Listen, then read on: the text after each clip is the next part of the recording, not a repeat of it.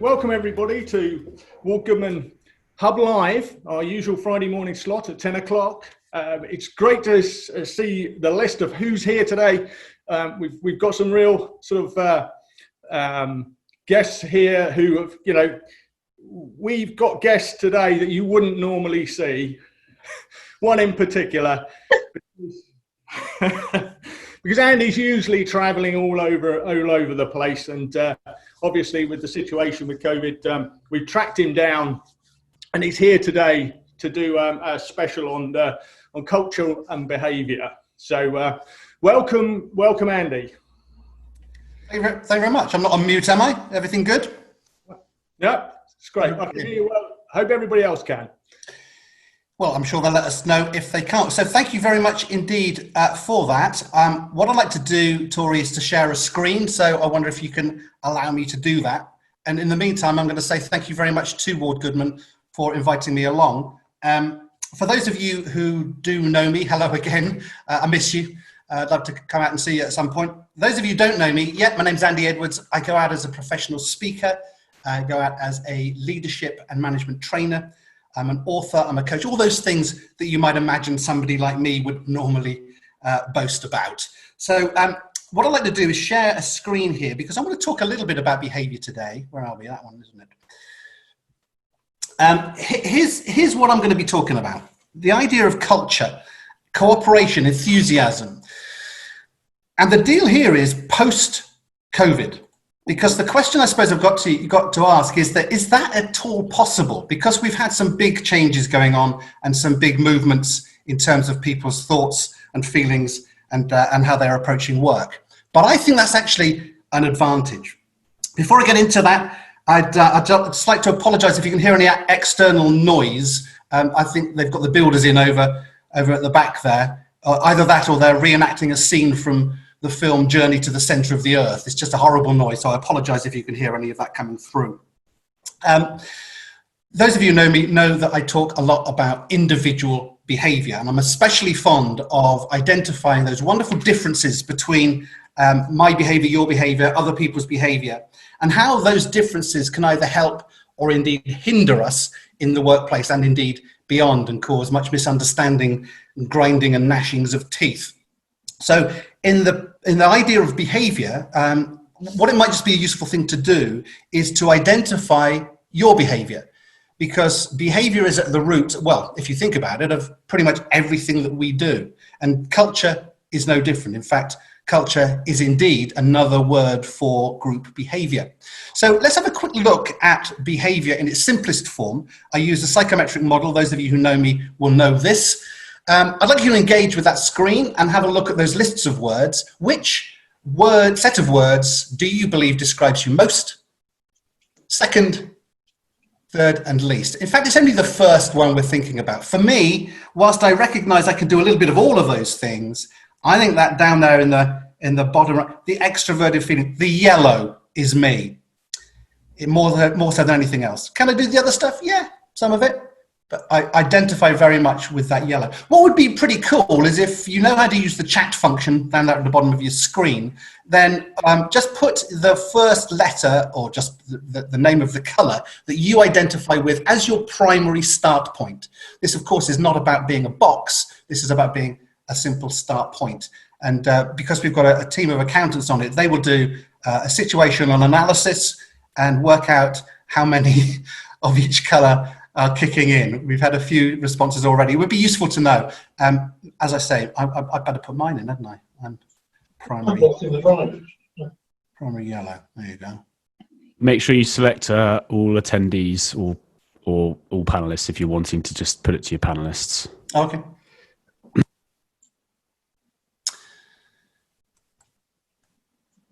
So that's the behaviour, which again is quite interesting on an individual level, and that's what I work with. But have a look on that screen too, and you'll notice that the word at the top there says thinking. Then at the bottom it says feeling. You've got on the left of the screen it says introvert. On the right we say extrovert. So it basically gives us four basic positions. We have the red, which we describe psychologically as our extroverted thinking style. We have at the bottom right the yellow, which we describe as our extroverted but feeling style. Now moving across to green on the left there, we stay with feeling, but this is the introverted version of feeling as your start point. And the fourth position up there on the top left is introverted and thinking. And just to add a little bit of meat to those bones, coming back to work, coming back into the workplace, if they've ever been away, then our friends in the red corner, who stand in the red corner, are up for the challenge. They recognize they've got to get things done, sort things out at a pace, preferably their pace. Woe betide you if you get in their way, because they'll be moving through things. They're not going to let this pesky microbe get in the way, and neither should you get in their way. So be aware that they want to come in, they want to take some action. And that might be in contrast to our friends in the yellow corner, who kick in with, actually, coming back to work as part of the culture, it's the atmosphere. I can't wait to reconnect with my colleagues, my friends. I love to meet people. I love that idea of reconnecting. So be aware of that when people are coming back to work, if they've ever been away, or people coming back into the environment. That's something that does need to be taken into account for our friends in the yellow corner, and I can certainly testify to that one. Green, our introverted feeling. If you start off there, then just be aware that people will hold things in their hearts a little more, have valid concerns. They don't want to feel too uncomfortable about coming back. They'll have those fears and worries. So they want to be sure that themselves and indeed everybody else is safe. So it would be worthwhile speaking to these people just to get a sense check, literally a sense check as to how they're feeling. And our friends in the blue corner, well, they've taken the time whilst they've not been around to research this damn thing. And they have an opinion because it's based on facts. And they'll have worked it through, they'll have gotten rid of all the alternative facts, and they'll come up with the real facts. Worthwhile speaking to them to understand how it is for them. Bearing in mind that much goes on in here because it's introverted and thinking. So there we get a sense and a flavour of individuals behaving. What happens then when we consider a group of people? A number of people, be that a shop floor, a factory, be it a shop, be it a department, be it a whole organization. This is something that we tend to refer to as culture. The aggregated or group behavior of all those individuals with all those differences come together and they behave. Think about the place in which you work. Now think about what somebody who would come in from the outside might think or feel of your culture. I've gone to plenty of places, I'm sure you have too, where the culture of the place is palpable. You can almost smell it. And it will depend on many things, a couple of which we'll have a look at. Is your culture conducive post and pre-COVID to a trusting, respecting, honest culture? Do you find alternatively, do you find cliques forming, a little bit of fearfulness, factions, inconsistency in terms of behavior across the organization? And by the way, most people might be absolutely fine, but those two or three, and do you know who they are? They're the pains in the bottoms. That's still part of the culture. And in a way, it's being allowed to happen. So aggregated behavior, it's called culture. What would somebody from the outside think of the way things are done around your place? Because that's a really great way of saying what the culture is. Well, it's just the way things are done around here. Fascinating to know what actually feeds into that. So how do we affect culture? Because culture is affected by many things, but there is a prevalent issue which I want to discuss with you. But first I want to take you into the garden. Garden. Why garden? Because I think there's a great analogy that of organizational culture is like having a garden plot. If you can see this particular garden, you'll notice that there's a lawn there, probably needs a little bit of a trim at the moment with a little path going on down at the edge. There's some plants over here. Look, we've got some plants, some shrubs, some bushes, a flower pot here. We've got some sort of windmill here. What's this in the bottom right? I have no real idea. It's a bit scary. A frog or something. But anyway, it was wanted, it was required, it was purchased, it was invested in, and it was put there, as were the plants. And by the way, the analogy with culture continues, because if you want a particular growth, if you want a particular plant, you either have to grow it yourself from the seeds, or you have to buy it in, plant it, and nurture it, and put it in the right place. So you're going to get the idea of what a culture is as it analogizes to a garden. The next step is to say, well, what if you don't plan your garden? What if you don't plan your culture and it just happens? Well, the danger here is that whilst the garden plot will be teeming with life, it will look more like this.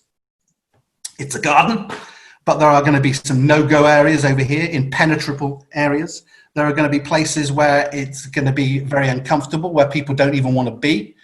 There was obviously an attempt at some sort of infrastructure down here in the middle. I don't know what on earth that really is, but there was something invested in, but it wasn't looked after, and it looks like it was probably flavour of the month a few months, if not a couple of years ago, and now it's just sticking out like a sore thumb, probably a figment of fun.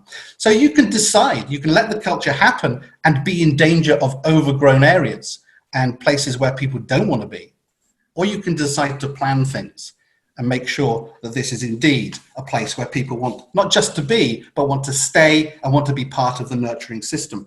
Depending on your budget, depending on how big your organization is, it doesn't have to be this size of garden. It can actually be that size of garden. But just imagine the investment that has to go into that and the nurturing, the upkeep of that. You choose your version, but plan it, make it a decision. So I asked earlier on, what actually causes culture? Many, many things. But by far, the largest influence on a culture of an organization, pre-COVID and going forward, and that's our trick here, is what you do. As managers and leaders of organizations, the culture is affected by leadership behavior. Probably more than half the culture is made up by that. And what I mean by leadership behavior is what you let people get away with, what you manifest in terms of behavior yourself. You are the behavioral cue as the leader or the manager of a team. The leader of an organization is the behavioral cue, if you will. It's the touchstone of behavior. And in a funny sort of way, in a very accurate sort of way, you will lead people by your behavior, whether or not you're meaning to. And they will follow you in terms of that behavior, whether or not they recognize they're doing it. So you might just as well make some decisions, put a little garden plan in place and decide to make those differences. Now in the past, culture, to change a culture was entirely possible for an organization. But in the past, pre-COVID, it was a heck of an effort. A bit like trying to turn an oil tank around in the middle of the ocean. It's proverbial oil tank. It takes a lot of effort to start that movement happening. And you don't see much effect to start off with, and eventually you start to realize things are moving, and it takes a while, and it takes a lot of effort and a lot of investment, a lot of time in order for the darn thing to turn around 180 degrees. Possible, but a lot of effort. Things have changed, as you may or may not have noticed, and things are now what I call a little bit newer. Now, it may be that you find yourself in a situation where you are putting up with or dealing with the fact that you've got new work locations, not least of which may be some more people working from home than ever used to be, perhaps new shift patterns. Perhaps there'll be new teams that you're putting together post-COVID, and that can be for many, many reasons, including some of those people aren't coming back. So new teams going ahead. So again, morale takes a bit of a battering under those circumstances. Perhaps a newfound recognition of what's really important to us all at an esoteric level, perhaps even a renewed sense of appreciation amongst the workforce that they indeed have a job to come back to, because plenty of people won't have, and that's part and parcel of this newness. And it's a newness that is being superimposed on everyone, which is why they're calling it the new normal, because everybody's got to put up with it. What it does, it gives us an opportunity, literally from about now to, I believe, to the end of the year, to Christmas, so it's a few months, to jump on the newness that's happening anyway and add your own newness to the equation so that that newness will be taken forward. And you couldn't do anything better from a new point of view than have a positive culture going forward. And that, as we've already established, relies on your behavior. But it's going to be more effective. It's going to be more immediate. You've effectively got a shortcut in order to change that behavior.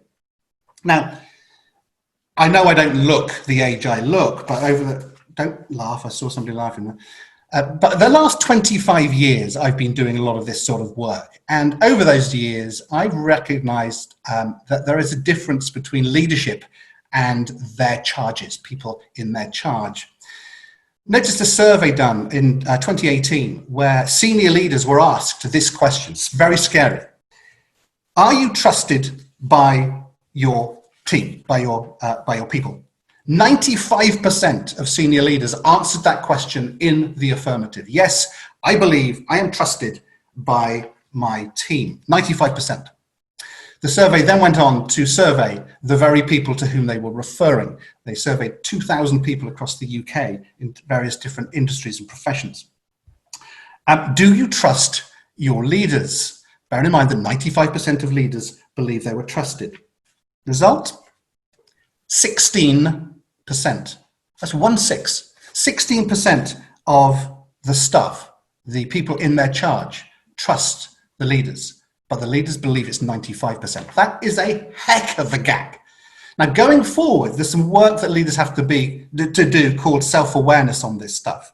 And over the 25 years, I've recognized, because I've coached and spoken to and lectured to many thousands of leaders, but crucially, many thousands of followers too. And the followers tell me the problem with the leaders. And I think most, if not all of it, is valid. If we flick back to that statement earlier on, you sort of get that leaders get the teams they deserve.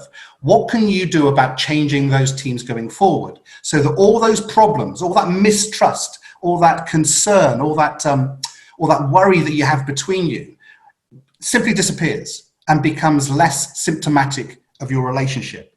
Well, I've put it together, I hope you don't mind me saying this, in a book which has just been published. I've blanked out the bit that's a bit rude. I apologize for that if anybody's offended. But it really is called that because so many of my followers, or your followers, the followers I've spoken to, refer to those words when they're describing their leaders.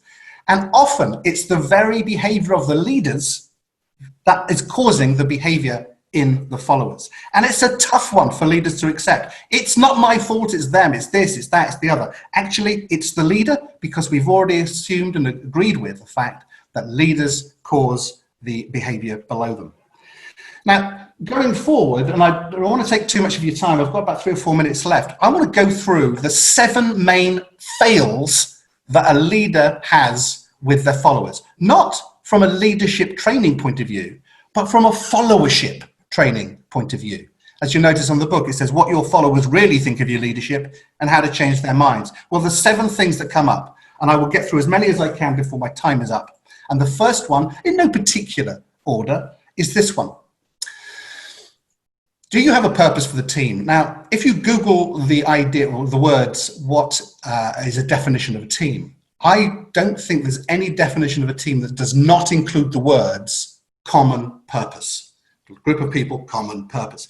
So with such a fundamental and crucial element of what a team really is, it stands to reason that everybody should know what on earth they are there to do in terms of their raison d'etre, their mission, their values, their goals. I don't care what you call it, but what are they there to do? Now, you might, as their leader and manager, decide to add some key performance indicators and some measurements to that. But ultimately, what is it that you're there to do? Here's an idea. Why don't you write that down as a leader and then go to those followers and say, I'll ask the same question. What are we here to do? And see if they match what you think you're there to do. And also see if they match each other when they're saying what they need to do. Because here's the thing, if people don't have clarity of direction, if people don't have that real purpose, mission, with or without measurements, it's up to you, I would recommend so, then there will be factions within the team. They will be squabbling over priorities. You will spend, as a leader, between 25 and 75% of your time and theirs putting things right rather than getting things right. That's just incredible. So that's the first one. There's more to it than that, but let's move on. Number 2, failing to meet for what I call a one-to-one every single month. I get leaders saying, well, I couldn't possibly do that. I'm in charge of 50 people. No, you're sort of not, because you can't lead 50 people in the way I'm talking about on a practical day-to-day leadership level. If you're leading more than 8, then you've got your work cut out. My suggestion here is that you meet everybody individually. There are many reasons that leaders tell me they can't and won't do this. Or I speak to them on the shop floor. I speak to them on a day-to-day basis. That isn't what I'm talking about. I'm talking about ring-fence time where you can get to know them as an individual and vice versa and build that trust. If you've never done it, start it yesterday. Start by doing it once a week. It will get worse before it gets better. Have a script, if you like, have a set of questions that you ask, and then start to work your own rhythm out as you go forward. Incredibly important. Caveat, word of warning, do never put that in the diary and then cancel it for some unknown reason. There are very, very few reasons why you should cancel the very reason why you're a leader. So my suggestion is if you put it in the diary, then you actually do it. Ring fence that. Otherwise, you're sending the message that they're less important than other things, and they're not. 3 out of 7. How am I doing? 3 out of 7. Failing to act or close the loop. This is about communication. And if I were to say there's a word that I get bandied at so often when I'm talking to leaders and indeed followers, it's communication, the difference or lack of communication. Here's the thing. If somebody comes to you, one of your charges comes to you with an idea, a thought, a suggestion, even a moan, wants to point something out to you, you have 4 options. Most leaders, which causes the distrust and the problems and the lack of respect, don't close the loop. And I'm saying most leaders. Here's what you do. You answer with one of these 4 answers. First one of 4, yeah, do it then.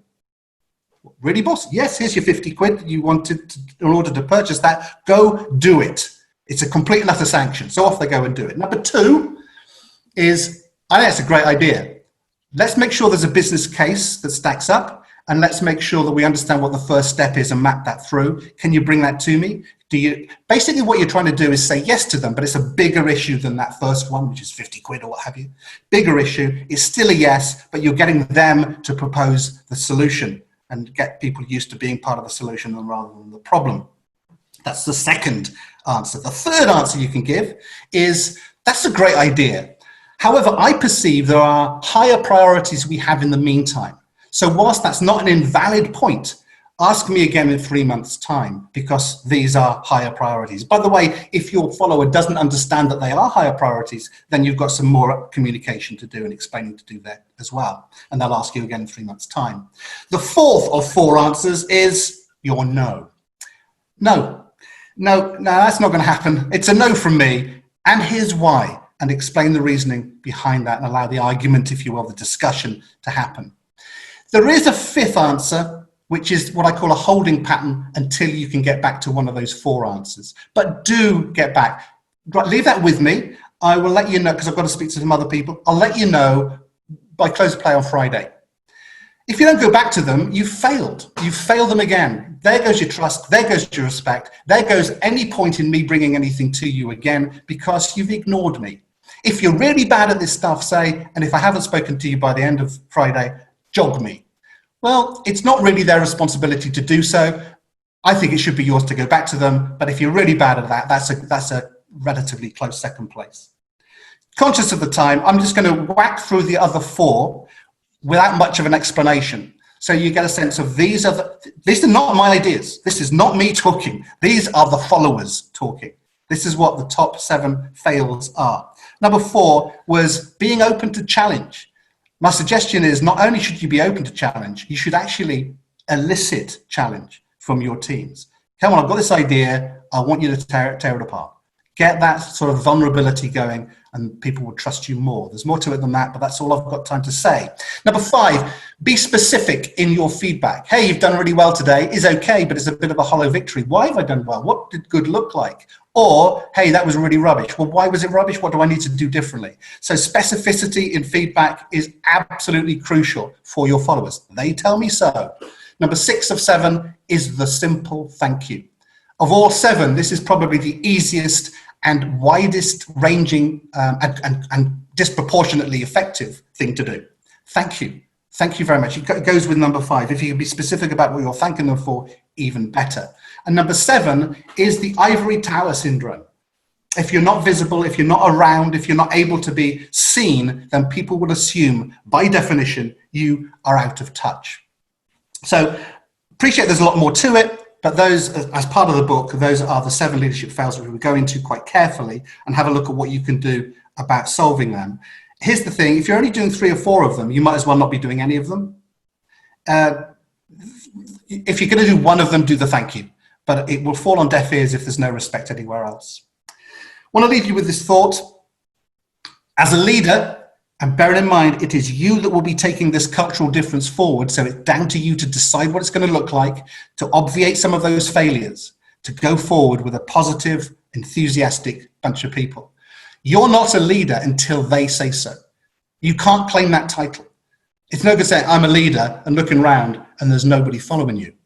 You'll get the followers you deserve, but they will only follow you if they trust, respect, and understand what it is you're trying to get them to do.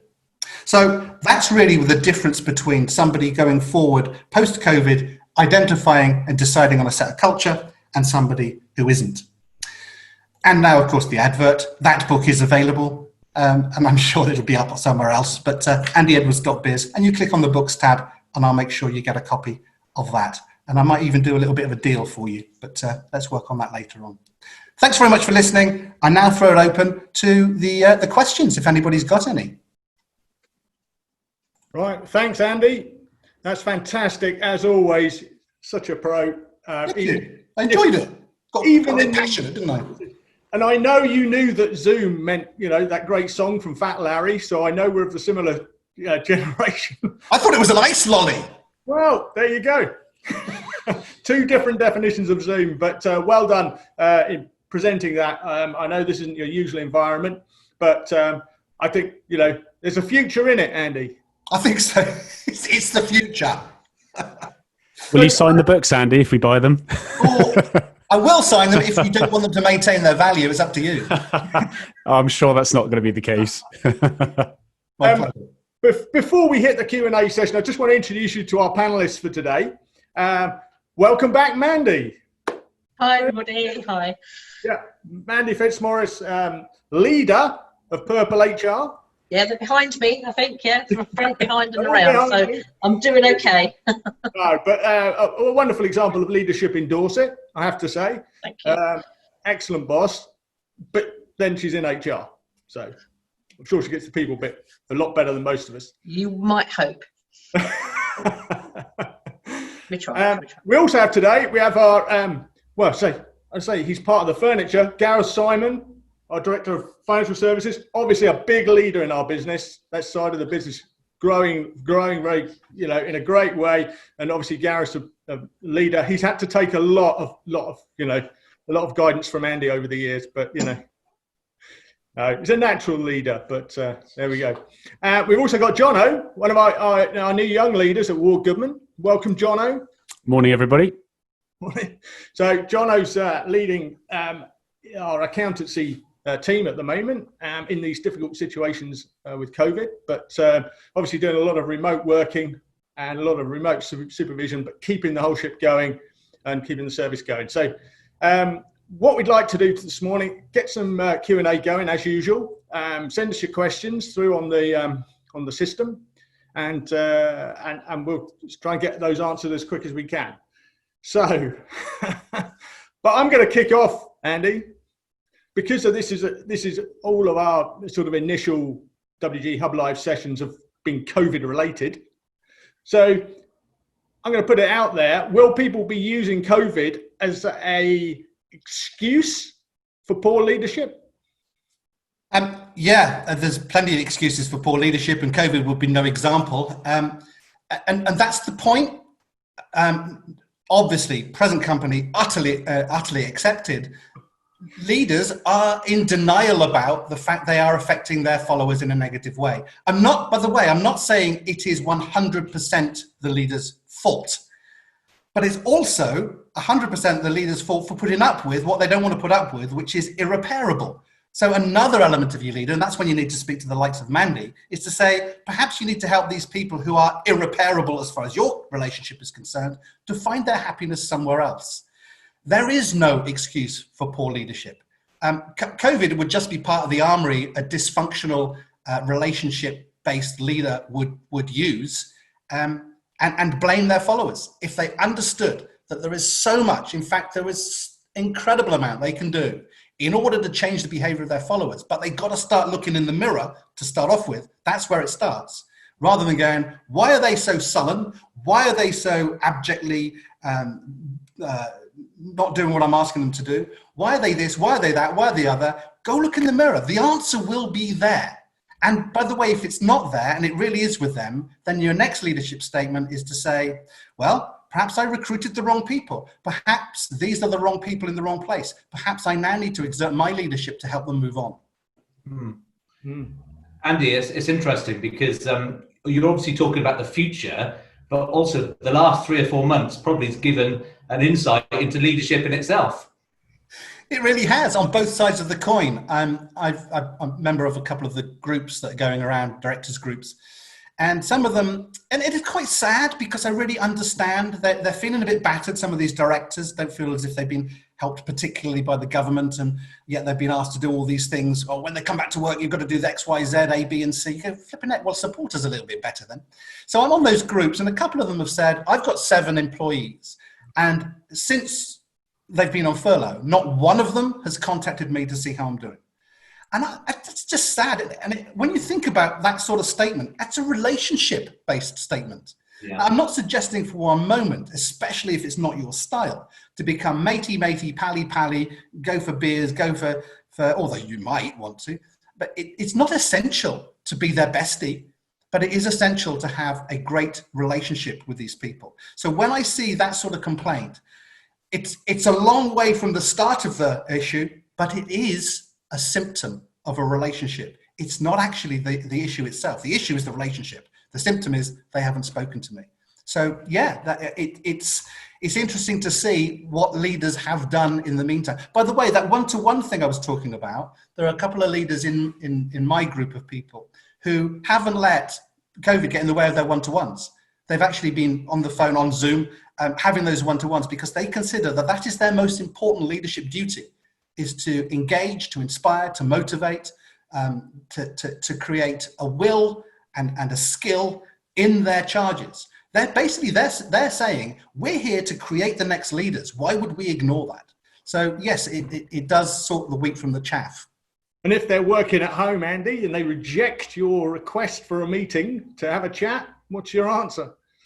I'd speak to Mandy on that one. It's another symptom. If they're rejecting the opportunity they have, I'm not sure whether that could be construed as a discipline thing. If they are, because if you ask them, I think you have to think about the environment that we're in right now, and the whole concept of discipline and stuff is. Has to be taken in a different context right now. Is that really helpful when some people are at home, frightened, worried, maybe lost, or have loved ones who are very ill right now? That's not the thing to do. But I think there's also a thing to remember about reaching out to employees while they're at home. Your duty of care, legal obligation and duty of care as an employer is still very much there, hasn't gone away, and that includes when people are sat at home, wondering what's going on. Am I going to have a job? Because that's the thing, that's where people are right now. And it's been 3 months, maybe some people have been sat at home. I really get that. The point that Ian was making was that on the basis that you are undertaking that duty of care, and that duty of care is effectively rejected in terms of trying to speak to that person, then, like you say, there's probably not much you can do at the moment. I think you try, and you try again. And you note that you've tried, I suppose. Yeah. But you do. You don't give up, I think, is what I would say right now. And that's a nice way of putting it. You don't become a pest, but you are fairly persistent, if you like, if that's the right phrase to use. So I would be worried if I couldn't reach out and couldn't reach some of my people that were on furlough leave. Then I would be concerned about that. And in any furlough agreement that people will have signed or agreed to, there should be something in there which actually says, we might give you a call and ask you back to work. So you kind of need to have your training shoes ready to come back. So there is a duty, a responsibility for them to maintain contact as well, unless they've kind of gone somewhere, forever. It's open. And Ian, your point is well made, and it sounds like it's probably going to be extraordinarily rare that somebody reaching out is not going to be rejected. It's unusual. I think what we're finding is that most people are reachable or contactable. Some have, if they're from overseas, have decided to go back home. Slight challenges for some employers and say, well, actually, guys, I'm ready for you to come back now. I'm in wherever, over the water kind of things. There's some of those challenges going on. But there have been people, they're foreseeing going back to work in a normal way and being able to have a face-to-face. And so, they said, but let's wait till we see each other. It's a bit like the client relationship, business-to-business relationships. People saying, let's just wait until we can sort of sit there and have a, beer. Or, no. We're in modern times here. Sorry, that was 20 years ago. Have a sit and have a coffee or a glass of water together. And that's what I'm saying, that the people are working more flexibly, but they're also seeing that is there any point if we can't sit next to each other from a behavioural point of view? Okay, so for the behavioural bit, the relationship-based bit, there's a great analogy that I've used in the past whereby I've been married to the lovely Ali, and she really is, can't hear me, I'd have said that anyway, for 13 years. On the wedding day, some 13 years ago, I publicly proclaimed, using these words, that I loved her. I said, I love you. Happy to say it back on the wedding day. How do you think that would work if she turned around to me today and said, Andy, I need a divorce? I said, why do you need a divorce? You don't love me. Of course I love you. Well, you never tell me. I said, well, I told you 13 years ago, nothing's changed. He said, no, you've got to carry on saying this stuff. You've got to carry on that communication. You've got to be in touch with people, whether or not you think they know anyway. It's the biggest problem with leadership is communication. And I'm with Mandy all the way. Never give up trying to communicate. Yeah, good answer. So we have a question here. It sort of reflects. There's a bit about yesterday in here. With part-time furlough coming in, this is from Jen. With part-time furlough coming in, what would the panel advise in terms of leading part-time teams? How do you manage the team dynamic if some team members are getting paid to go to the beach? A lot of this falls into Mandy's quarters. I can speak from a behavioural point of view. I'd be as upset as anybody else to say, well, why am I having to be here and somebody else is going to the beach? Yet the person down at the beach, by the way, they're going, why was I furloughed and not asked to carry on working? Will there be a job for me when I get back? So there are some swings and there are some roundabouts here. And I think that's got to be where the leader goes with it and says, look, each of you are going to have your concerns and fears. As part of the communication, I will do my best to allay whatever those are. But the key here is to be open to those challenges as the leader, to say, look, why am I being paid and they're going to the beach? I say, well, it could be simply because your set of duties are crucial to the maintenance of this business, without which none of us would have the job. So you're that important. Thank you so much for being who and what you are. You're appreciated, have a pay rise or whatever. But, you've got to manage those relationships because they are, it's not just one party that are benefited or not. I think everybody's got their own concerns. And as Mandy says, you don't know that the person down the beach isn't actually down the beach, but actually caring for mum, who's 83. And whilst they may be accused of being down the beach, they're certainly not. Yeah. So or might have just taken a break, a short break, away from those caring responsibilities or schooling the kids or something. I think the other thing I would say, just to follow on from that, is that managing the part-time workforce is a challenge, but the key thing here is to be upfront about the plans you have, so and be fair. So if one of the things a lot of employers are doing is do it on a rotation basis, so talking to the team, have a Zoom call, get the team all on board and say, look, we're going over into flip-flop furlough world. We're gonna try and bring some. We can't bring everybody back just yet because we're not ready. We're not in a position. We've got enough work or whatever the reasons. We can't afford to do that just yet. What we will do is we'll rotate that round, and then you might get one of the questions. But I can't. I've still got the kids at home. I've got no one to look after them. Well, that's fine. You can stay on furlough then, and we know that as a team. Going back to Andy's point, you're talking as a team and making a plan so that everybody feels they've had some way of contributing to that conversation and understanding the reason why Mandy can't come back into work. Actually, she's probably not going to be able to come back till September because she's got the kids. She's a single mum and can't manage to come back. That's okay. We'll tick that box. We know that's there. You're looked after. So we need now to focus on what's in the work. So, there's not one size that fits all, but these times is what, we're in a time where communication is so much more important. And in many ways, sometimes, this virtual world that we're on kind of makes it a little bit easier because, it's not always easy to get the whole teams together, when you're in an office environment or where you've got multi-sites, but this is kind of easy really now because it doesn't matter where you are. There's very little excuses for anybody, most people have either got a smartphone or a computer, or even if they dial in on the phone, to be able to join in one of these calls. So I think there's less wriggle room, if I'm honest with you right now, to call someone to a meeting like this than there would be alternatively in the do I say it, the old world rather than the normal world, whatever we want to call it. But it just comes down to good planning and talking to everybody so that they understand I'm not just sat at home waiting to go to the beach. I've got two, a 5 and 8 year old that need looking after. Actually, can I just bring in Jono here? Because Jono's had to bring in teams like this into meetings. And obviously, he's had to try and get everybody engaged. Sorry to drop this on you, Jono, but how are you feeling about that at the moment? Does it go well? I don't have a problem with it. The team have been fantastic. Every single one-to-one I've just done my appraisals for this 6 monthlies. I'm still having my monthly one-to-ones with them all.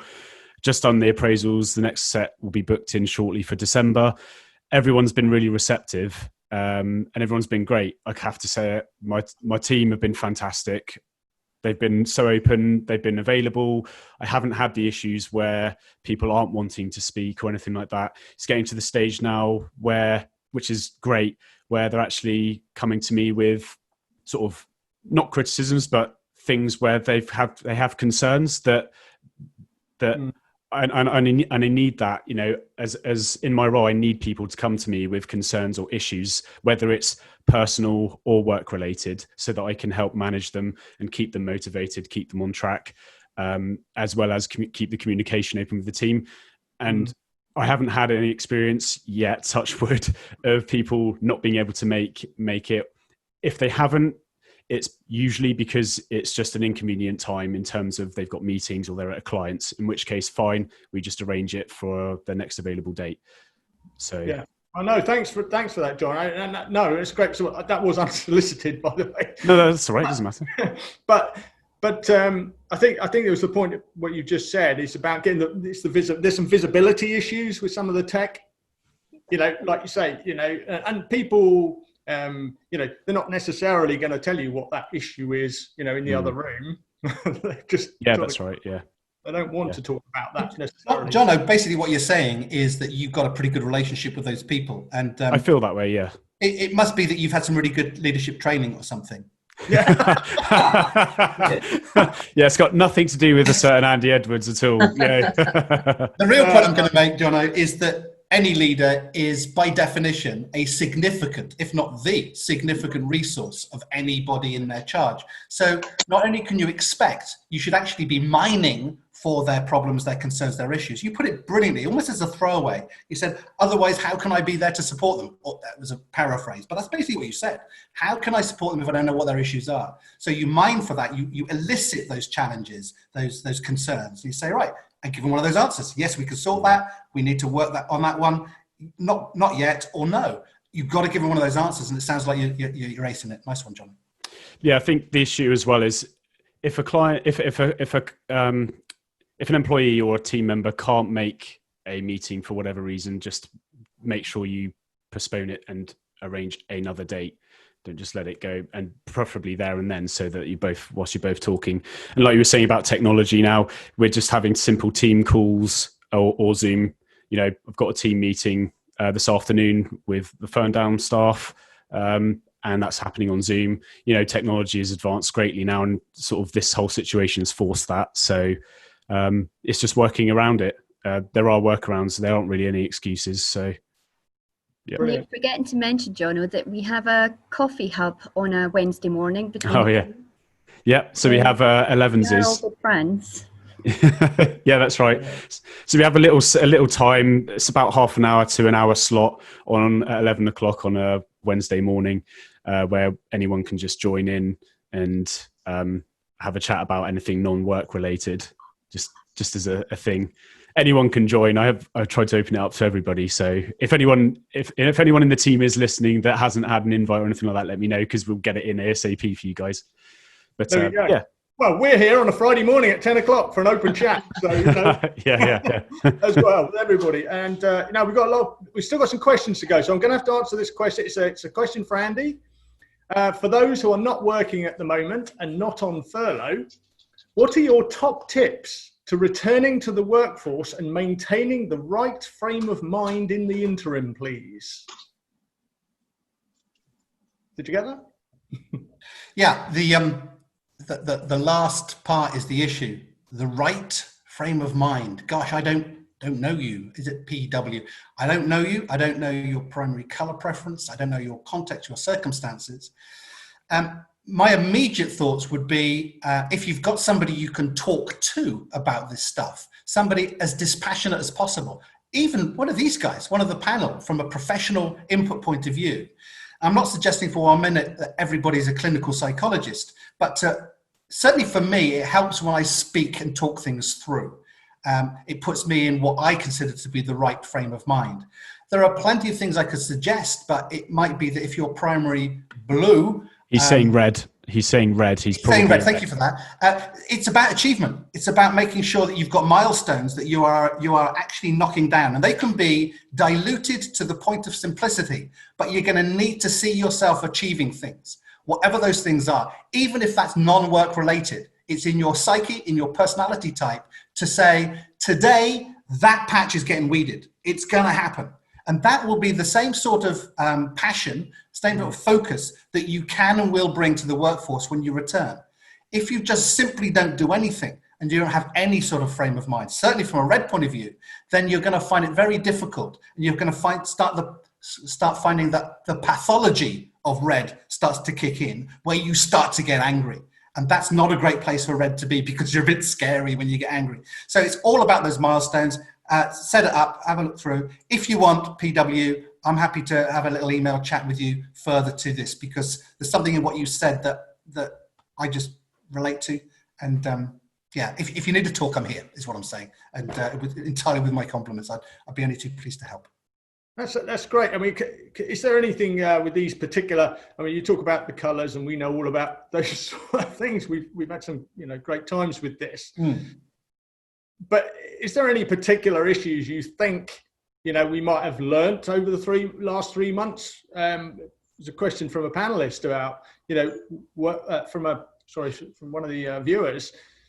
Is what do you think we might have learnt over the last 3 months, and perhaps some specifics about those types of people? Yeah. Literally going around the colours. There will be positive things you've learnt, and there will be things that are negative. But I often consider that a positive thing doesn't feel like you've learned much because it's happened and you're moving on. Quite often what happens is when there's a negative set of circumstances, that's where you can seek and find some of the learning. And at a psychological level, if you think of the emotions attached to whatever else is going on, then make friends with those emotions. The idea is to say, I'm feeling worried. Quite often, certainly pre and indeed during COVID, I've had a lot of people come to me on a professional basis say, I am worried. Can you help me no longer worry? And my sort of glib answer, and I never say it quite like this, is why would you not worry? Is this not a very positive thing to worry? No, because it's keeping me up at night. I say, okay, what you've found yourself is in a loop, because to worry about being worried is a big problem. But to welcome worry as okay, this means I care enough for it to own part of my head. Somebody says, I'm angry, Mr. Red, perhaps, Mrs. Red. I'm angry. Help me stop being angry. I said, no, channel it. Welcome that anger. Anger says something needs to change. What is it that I can do in order to affect that? So what I would suggest to everybody as part of your learning is to welcome the fact that some things aren't quite going right, and learn within it. What's the lesson here? How am I feeling? What is that telling me? I think that would be a crucial part from a psychological and emotional intelligence point of view to start looking at. To get into any particular learnings, red, basically it's a validation of who you are. Red, absolutely, go get something done. Learn that you need to be achieving things. Yellow, connect. Use your Zoom, use your Skype, use your virtual coffees, go to Jono's Hub, go to this hub, get some connection. That would be an important one, because you will learn that if you don't get that, you start to get the pathology of that, which is mania. It's manic. Green. Well, green, worry is a very natural position for you to be in because you care. So welcome that worry in. This will be all about, but supposing, and but what if? We'll run those scenarios, but perhaps with somebody that's got your ear, that you can literally speak things through, so you can talk a little bit about how you are feeling. These are the learning points. Mr. or Mrs. Blue, less so of a talker, more of a processor. Validate that process. Go find out the things that are real to you. And the stretch for blue would be to, and then seek to manifest those things in real life. Talk to somebody about it if you dare, put these things into practice. The learning will be your own. My suggestion is that you just make friends with how you're feeling. Yeah. Andy, sorry. Gareth's a red, and he's been, pushing on those targets, haven't you, Gareth? Just a quick question on that, Andy. There's a certain school of thought that if, say, for example, you've got a red leader, then there's a benefit of having perhaps a mentor. So it's maybe somebody that isn't, the direct leader, but a mentor in the team that maybe is a different colour. So perhaps somebody that they could go to as a sounding board rather than just direct to the leader. So they've got two ports of call as such. What are your thoughts on that? It's absolutely spot on. The working with an organisation of 1,700 or so people in the West Country, the leader is probably more blue than red, but it's a combination of the two, purple, if you will. So it's got to be done and it's got to be right. So he's pushing things forward. One of his close staff members, about 3 levels down, if you want to take the hierarchical view, started off in the green position, a young lady, and she became what he started to refer to, and it's unusual to hear this from Mr. Red Blue. He said, it's my green fairy. To be able to go to this person and say, I'm thinking of doing this, this, this, and this. And she's saying, okay, leave that with me for a second, because I think, a bit like what Mandy does quite a lot. Hey, there's some things perhaps you haven't considered yet with your need to get things done. You need to get things right. There are some things that you perhaps haven't considered. For me, absolutely. I have this great idea. I'm going to go do it. And then I go and speak to my friend who's a journalist, who's also very highly blue, and they'll say, have you thought this through? And I say, what do you mean? What do you mean? Well, I see it like this, and it gives me the blue perspective. And by definition, it's not something that I would have considered. Gareth, I think you're spot on. To find somebody who's prepared, willing, and able, and you've got to give them that permission to challenge you from where you start from, is such a valuable thing to do. I'd recommend it. It was more the point, Andy, that from a staff member's point of view, they've got their direct report, but then they perhaps have a mentor as well. What, a staff member becomes the mentor to their boss, are you saying? No. So you may have a trainee as an example. Yep. We have lots of trainees at Ward Goodman. Yeah, no. So you will always have your direct report, whether it's Jono or whoever it may be, but they also have somebody that's possibly a lot more experienced, not their direct manager, but as a mentor. Absolutely. By the way, I would recommend that across the team itself, to team people up with somebody who leads with it. And by the way, this is a very blunt instrument. There's a little bit more to it than just saying, he is a red, he is a green, let's get them together. So there's a lot more. I mean, somebody with primary red, secondary blue is very different to somebody who's primary red, secondary yellow. So be a little bit careful. But the principle is, have them challenge each other respectfully, honestly, and as a matter of course, to be able to say, I'm not sure that's been thought through enough, Mr. Yellow, to Andy. And I go, okay, so what's the challenge? I just wonder whether you've considered this, this, and this. Oh, right, I need to go and have a look at that. Can you help me? So absolutely, I would suggest not just mentoring, but partnering across the team at a peer level as well. This stuff can become very persuasive and pervasive if you want it to. Can I just add on there? I think that's a fantastic idea. But I think in doing so, what you do need to do is make sure that the kind of terms of reference for those relationships are also very clear, because there is also risk, and I've seen it before, where the mentor, it becomes a powerful point of influence for that individual, and the individual then says, well, so-and-so says that would be a good thing for me to do, and then conflict can happen between the line manager. And if you're a very red line manager, you're not going to be happy with that, let's be honest. So I think in principle it's absolutely fantastic idea, but like everything, you've just got to make sure those lines of those boundaries, I suppose, are really clearly defined. Of course, Mandy, but I guess get back to the original topic. If a culture's right, then there shouldn't be a problem. Yeah, I don't disagree. Still needs clear boundaries, though. Yeah, and that would be part of any relationship. Greens on this morning, Andy. Say again. Tremendous amount of greens. People who start with green, and some of those will start with green and flick to blue, which would be, if you think about what we were talking about, that would be double introvert, so quite self-contained, quite prepared to consider and ponder before putting it out there. You also have somebody who starts with green and flicks to yellow, who will be very, what I would call heart focused. So a lot of feelings and values going on with those people. So yeah, ultimately we're all individuals. The green thing often attracts, well, any color. You get accountants, logisticians, you get engineers, a lot of which will have blue energy, simply because it's about thinking things through. You have a lot of advertising and sales agencies, a lot of yellow, because it's all about ebullience and putting it out there. Green would be primary education, third sector charities. I imagine, well, knowing you guys, there's a few charitable organizations. Why? Because they're drawn to values. They're drawn to a cause. So it doesn't surprise me that if you've got, as a company, as a group of people, as an organization, as an accountancy, a healthy bunch of people who are called charities, then, and some of them are here, I wouldn't be surprised to see a lot of green. What would be interesting would be, do they have, and this is Gareth's point, do they have a touchstone that enables them to say, whilst we're all making sure that we're looking for consensus and making sure that everybody feels okay, there's a danger that we're not actually implementing the things that one or two people don't like. We won't do it then. So the idea here is taking Mandy's point of view. What's the terms of reference? Are we making sure we're taking others into account here? But ultimately, too much green can be group hugs in the morning, but nothing's really getting pushed through. Too much red, the opposite. Too much is getting pushed, nobody's being taken into account. Too much yellow, it's an adhocracy. It's great ideas, but nothing's really getting implemented. And then, so you remember my youngest daughter telling you that she rolled with sunshine and rainbows? And rainbows. That was her mission. That sounds yellow to me. We've had an answer on here which said, it's okay, I'm a rainbow, I'm fine. So should we just look for rainbows?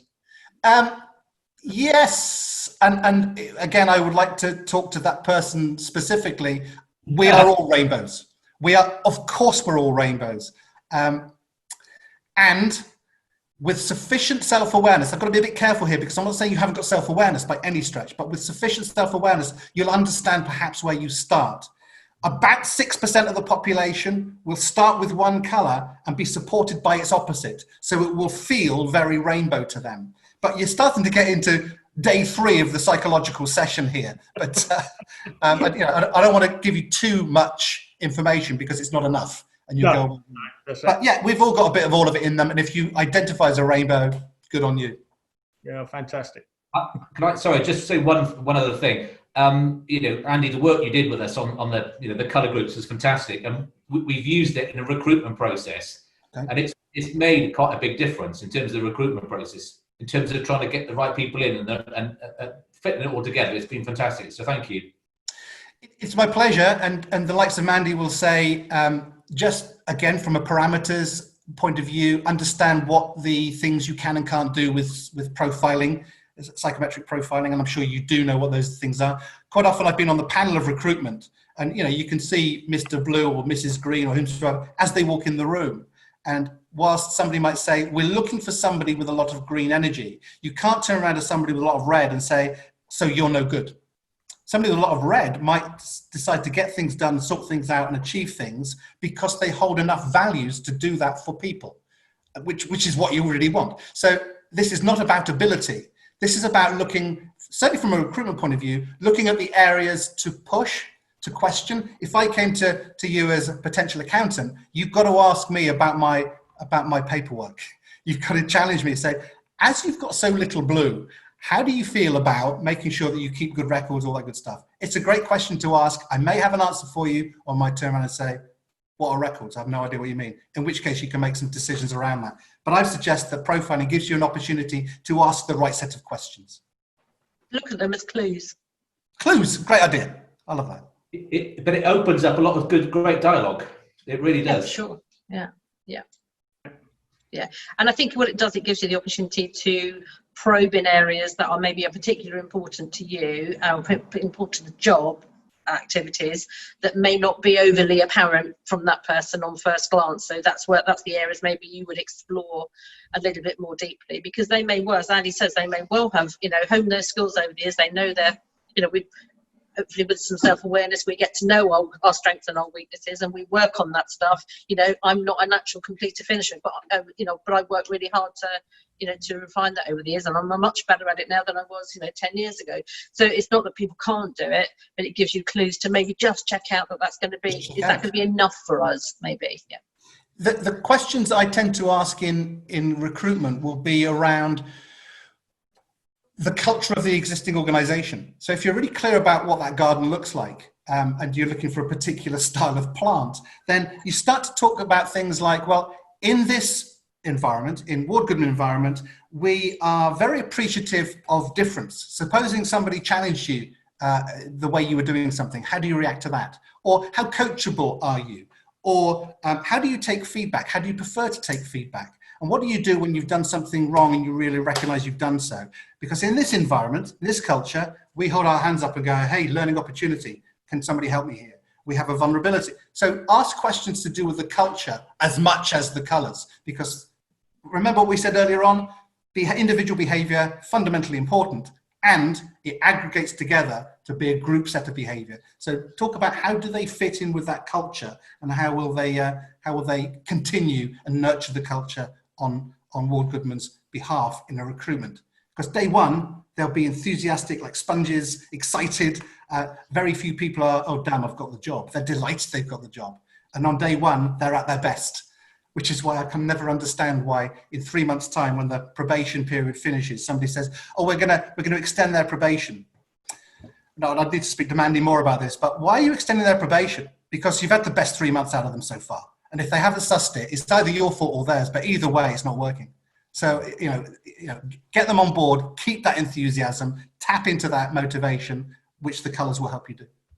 Right, well, thanks, Andy. I think we've got to wrap up now. Looks like get your garden right. I think that's the answer.